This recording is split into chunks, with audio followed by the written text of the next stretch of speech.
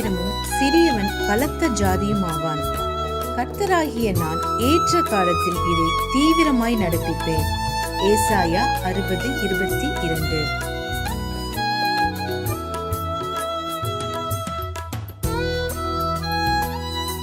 A little one shall become 1,000, and a small one a strong nation.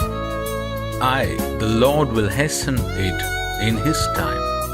Isaiah 60:22. ஆண்டவரும் இரட்சகருமாகிய இயேசு கிறிஸ்துவின் நாமத்தினாலே யூடியூப் சேனல் மூலமாக செய்தியை கேட்டுக்கொண்டிருக்கிற தேவ பிள்ளைகள் யாவருக்கும் God Goes மினிஸ்ட்ரி சார்பாக அன்பின் வாழ்த்துதலை தெரிவித்துக் கொள்கிறேன். இந்த 6வது மாதமாகிய ஜூன் மாதத்திலே கர்த்தருடைய கிருபையும் இரக்கமும் சமாதானமும் உங்களோடும் உங்கள் குடும்பங்களோடும் தங்கியிருப்பதாக.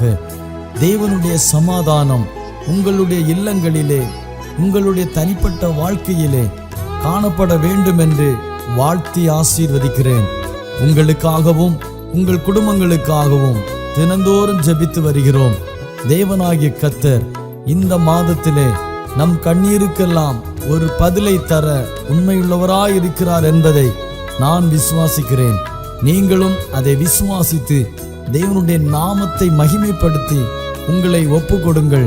கர்த்தருடைய வார்த்தையை விசுவாசிக்கிறவர்களுக்கு தேவனுடைய வார்த்தையினால் உண்டான சமாதானமும் மகிமையும் இரக்கமும் நிச்சயம் கிடைக்கும் என்பதில் சந்தேகமில்லை. இந்த மாதத்தில் கர்த்தருடைய வார்த்தை உங்கள் வாழ்க்கையில் கிரியை செய்யும்படியாக நீங்கள் உங்களை தேவனுக்கு முன்பாக ஒப்புக்கொடுங்கள். தேவனாகிய கர்த்தர் உங்களையும் உங்கள் குடும்பங்களையும் ஆசீர்வதிப்பாராக. ஆமென்.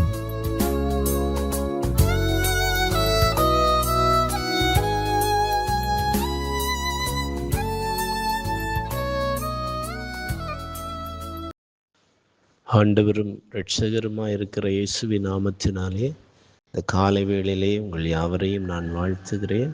இந்த நாளிலே அப்பாவுடைய வார்த்தையை பகிர்ந்து கொடுக்க என் தேவன் தந்த நல்ல கிருபைக்காய் ஆண்டவரை ஸ்தோத்திரிக்கிறேன். இதற்காரணமாக இருக்கிறதான அன்பு போதகர் தாமஸ் அவர்களுக்காக, கான்கூசி மினிஸ்ட்ரிக்காக ஆண்டவரை ஸ்தோத்திரிக்கிறேன். தொடர்ந்து கர்த்தருடைய வார்த்தையை கேளுங்கள், கர்த்தர் உங்களோடு பேசுவார். இந்த நாளில் நம்முடைய தியானத்திற்காக எடுத்துக்கொண்டதான வார்த்தை ஏசாயா தீர்க்கதரிசியின் புஸ்தகம் 35வது அதிகாரம் அதன் 7வது வசனம். ஏசாயா 35ஆம் அதிகாரம் 7வது வசனம். வெட்டாந்தரை தண்ணீர் தடாகமும் வறண்ட நிலம் நீரூற்றுகளுமாகும். வலுசர்ப்பங்கள் தாபரித்து கிடந்த இடங்களிலே புல்லும் கொறுக்கையும் நாணலும் உண்டாகும். ஆமேன். இதிலே வாசிக்க கேட்டதான வசனத்திலே வெட்டாந்தரை தண்ணீர் தடாகமாக மாறும், வறண்ட நிலம் நீரூற்றுகளாக மாறும் என்று சொல்லி நாம் வாசிக்க கேட்டோம். இன்றைக்கு பலவிதமான வனாந்தர வாழ்க்கையில் நீங்கள் போய்கொண்டிருக்கலாம். பல வருடங்களாக உங்கள் வாழ்க்கை ஒரு வனாந்தரத்தின் அனுபவத்தில் காணப்பட்டு கொண்டிருக்கலாம். ஆண்டவராகிய இயேசு கிறிஸ்து இந்த நாளில் உங்கள் வாழ்க்கையில் இருக்கிறதான வனாந்தரத்தை மாற்ற விரும்புகிறார். வனாந்தரத்தை ஆண்டவர் தண்ணீர் தடாகமாக மாற்றுகிற தேவனாய் காணப்படுகிறார். பலவிதமான வனாந்தர அனுபவங்கள் இஸ்ரவேல் ஜனங்களுடைய வாழ்க்கையிலே வந்தது. அந்த வனாந்தர அனுபவங்களிலே தேவாதி தேவன் கூட இருந்தார். தேவாதி தேவன் அவர்களை நடத்தினார். தேவாதி தேவன் அவர்களுக்கு பெரிய காரியங்களை செய்தார். இந்த காலை வேளையிலே உங்கள் வாழ்க்கையில் இருக்கிறதான வனாந்தரம் மாற வேண்டும் என்றால் என்ன செய்ய வேண்டும் என்று சொல்லி 1-2 வேத வசனங்களை உங்களுக்கு ஆலோசனையாக சொல்ல நான் ஆசைப்படுகிறேன். வாசிக்கும் பொழுது ஏசாயா இதே 35ஆம் அதிகாரத்திலே 4வது வசனம். மனம் பதறுகிறவர்களை பார்த்து நீங்கள் பயப்படாதிருங்கள், திடன் கொள்ளுங்கள். இதோ உங்கள் தேவன் நீதியை சரிக்கட்டவும் உங்கள் தேவன் பதிலளிக்கவும் வருவார். அவர் வந்து உங்களை ரட்சிப்பார் என்று சொல்லுங்கள் என்று சொல்லப்பட்டிருக்கிறது. எவ்வளவு வனாந்தரமான வாழ்க்கை காணப்பட்டாலும் அந்த சூழ்நிலையிலே நீங்கள் மனம் பதறக்கூடாது. இன்றைக்கு நம்முடைய மனம் பதறிக்கொண்டே இருக்கிறது. இப்படி ஒரு வனாந்தரம், இப்படி ஒரு கடன் வாரம், இப்படி ஒரு பலவீனம் என்னை ஆட்கொண்டு இருக்கிறதே. இந்த பிரச்சனையிலிருந்து நான் எப்படி வெளியேறுவேன்? ஒவ்வொரு மாதமும் இவ்வளவு வட்டி எனக்கு கொடுக்க வேண்டியிருக்கிறதே என்று சொல்லி மனம் பதறிக்கொண்டே நாம் காணப்படுகிறோம். ஆண்டவர் இந்த வனாந்தரத்தை மாற்ற விரும்புகிறார். இந்த சூழ்நிலையிலே நீங்கள் மனம் பதறக்கூடாது, மனம் பதறவே கூடாது. ஆமென். நீங்கள் ஆண்டவரை பார்க்கிறவர்களாய், ஆண்டவரை நோக்கி ஜெபிக்கிறவர்களாய் காணப்பட வேண்டும். கேட்க சொல்லுகிறார் ஆண்டவரிடத்தில். நீங்கள் உங்கள் வனாந்தரம் மாறும்படியாக ஜெபிக்கும் பொழுது உங்கள் வனாந்தரத்தை தேவன் மாற்றுவார்.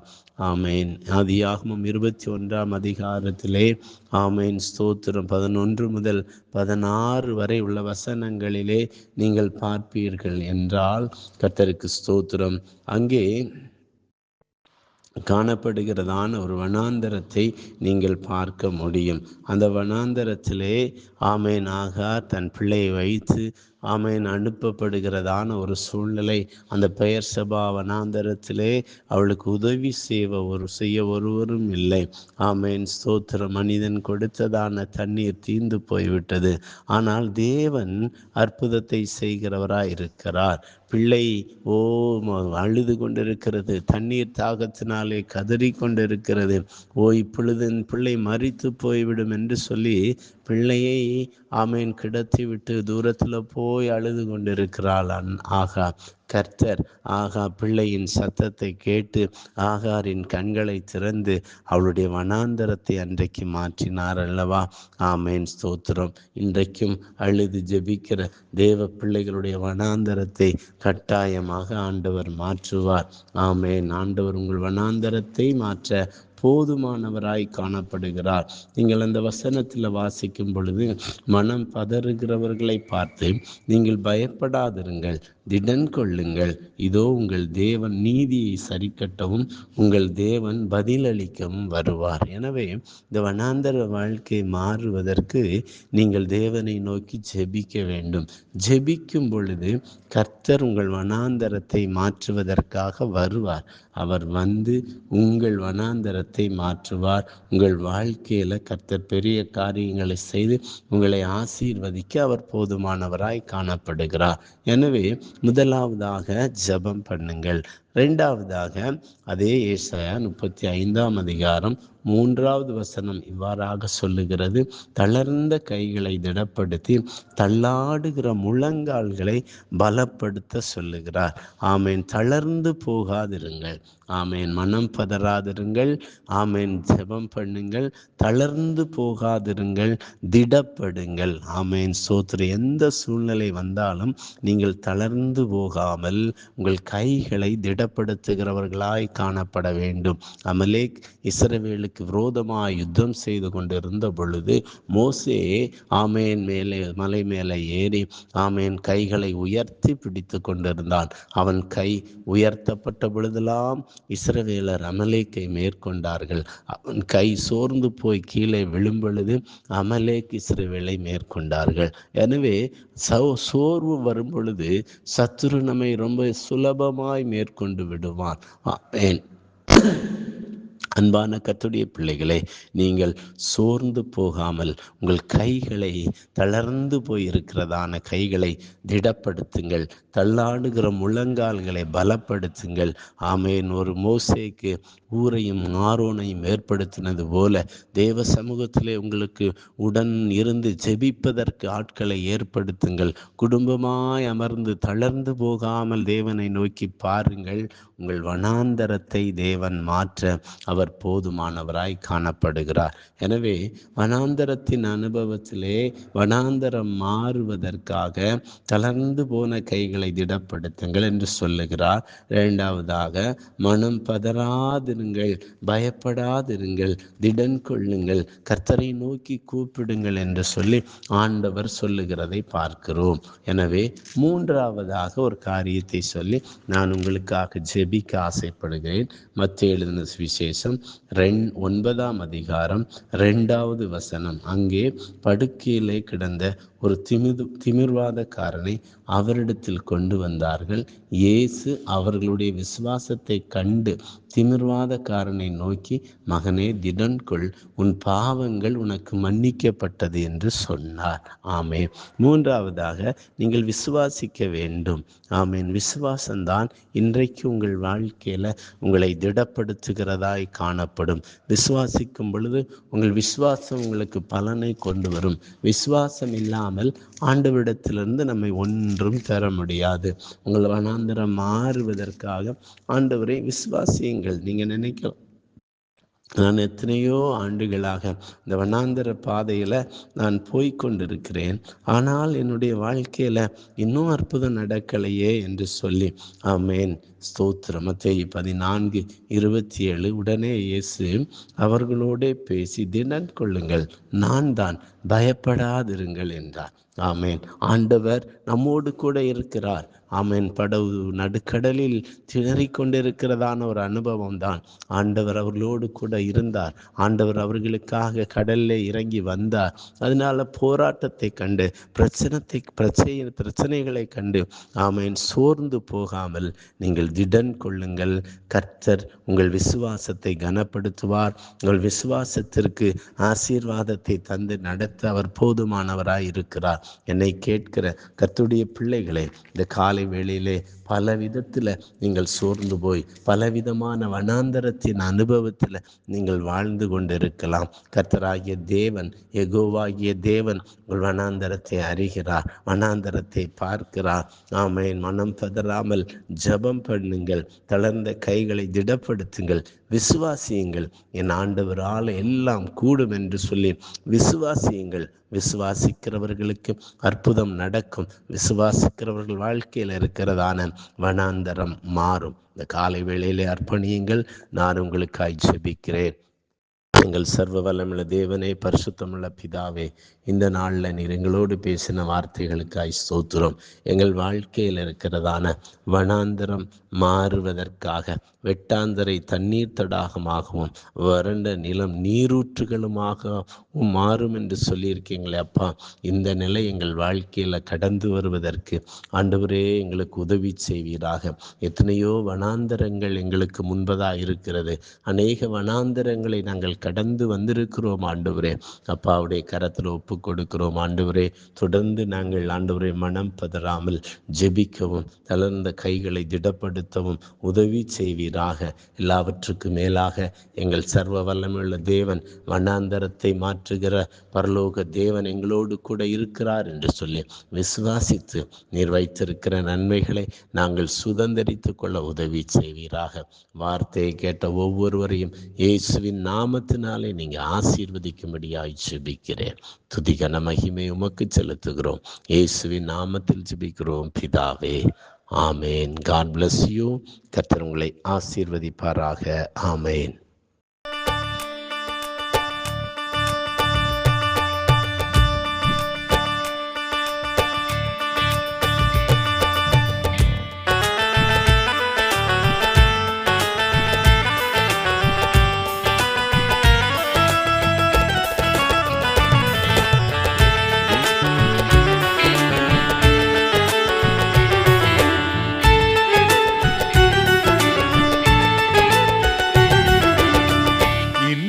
சுராஜாவை நான் பார்த்தால் போதும், மகிமையில் அவரோடு நான் வாழ்ந்தால் போதும்.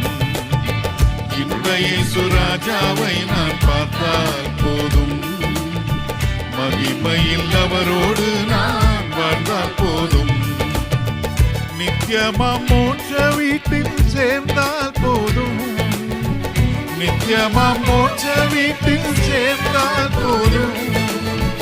அல்லேலூயா கூட்டத்தில் நான் மகிழ்ந்தால் போதும். அல்லேலூயா கூட்டத்தில் நான் மகிழ்ந்தால் போதும். இன்ப இயேசு ராஜாவை நான் பார்த்தால் போதும். மகிமையில் அவரோடு நான் வாழ்ந்தால் போதும். இன்ப இயேசு ராஜாவை நான் பார்த்தால் போதும். மகிமையில் அவரோடு நான் வாழ்ந்தால் போதும்.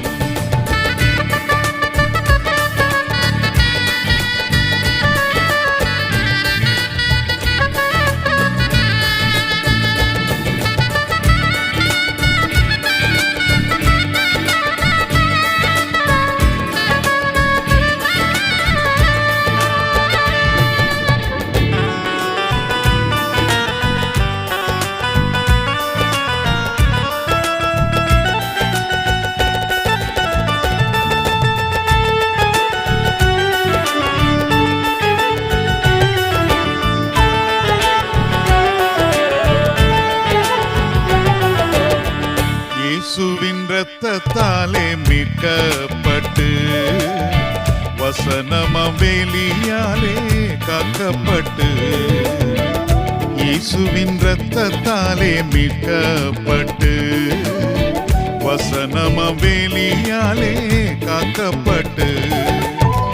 கரைத்திரையற்ற பரிசுத்தரோடு கரைத்திரையற்ற பரிசுத்தரோடு ஏழை நான் பொன் வீதியில் உலாவிடுவேன். ஏழை நான் பொன் வீதியில் உலாவிடுவேன். இன்ப இயேசு ராஜாவை நான் பார்த்தால் போதும்.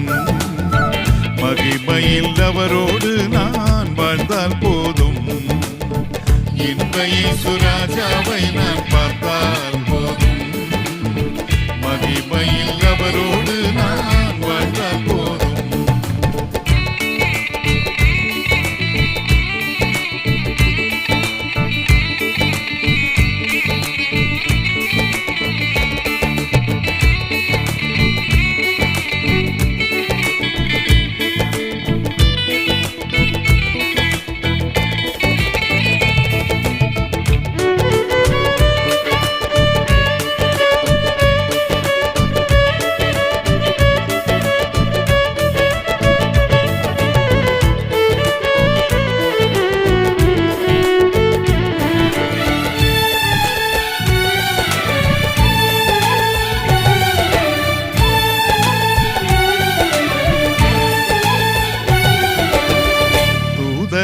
வீணைகளை மீட்டும் போது நிறைவான ஜப கோஷம் முழங்கும் போது. தூதர்கள் வீணைகளை மீட்டும் போது நிறைவான ஜப கோஷம் முழங்கும் போது. அல்லேலூயா கீதம் பாடிக்கொண்டு அல்லேலூயா கீதம் பாடிக்கொண்டு அன்பராமேசுவோடு அகமகிழ்வேன். அன்பராமேசுவோடு அகமகிழ்வேன். இன்ப இயேசு ராஜாவை நான் பார்த்தால் போதும். மகிமையில் அவரோடு நான் வாழ்ந்தால் போதும். இன்ப இயேசு ராஜாவை நான் பார்த்தால் போதும். மகிமையில் அவரோடு நான் வாழ்ந்தால் போதும்.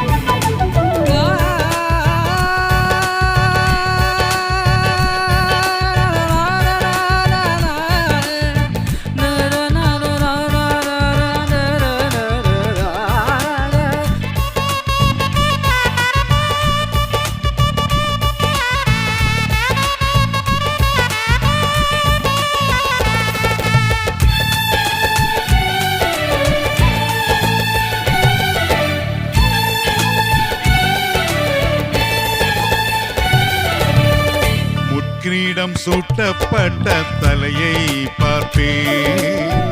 ஒரு கிரீடம் சூட்டி நானும் புகழ்ந்திடுவேன். முற்றிடம் சூட்டப்பட்ட தலையை பார்ப்பேன். பொற்கிரீடம் சூட்டி நானும் புகழ்ந்திடுவேன். வாரினால் அடிபட்ட முதுகை பார்த்து, வாரினால் அடிபட்ட முதுகை பார்த்து, ஒவ்வொரு காயங்களாய் முத்தம் செய்வேன். ஒவ்வொரு காயங்களாய் முத்தம் செய்வேன்.